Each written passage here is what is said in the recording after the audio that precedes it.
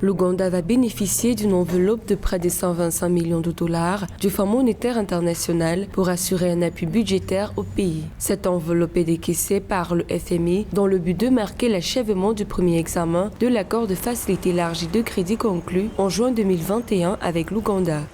Ce décaissement en lui-même est une bouffée d'oxygène pour l'économie ougandaise. Vous savez, tous les pays qui ont bénéficié de ce financement pour juguler la crise de la Covid-19 ont quand même eu des résultats escomptés.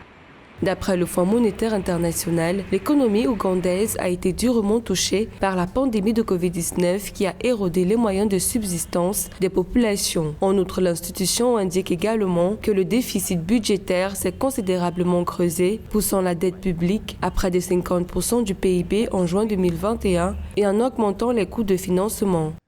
Alors, la contribution de cette enveloppe pour l'économie ougandaise est multiforme. Première chose, elle vient comme ça relancer la croissance économique. C'est-à-dire, au départ, le premier préalable, c'était d'amortir le choc de la crise de la Covid-19. Dès que le choc est amorti, on peut maintenant faire recours à un financement comme celui-là pour stabiliser l'économie et pour la relancer.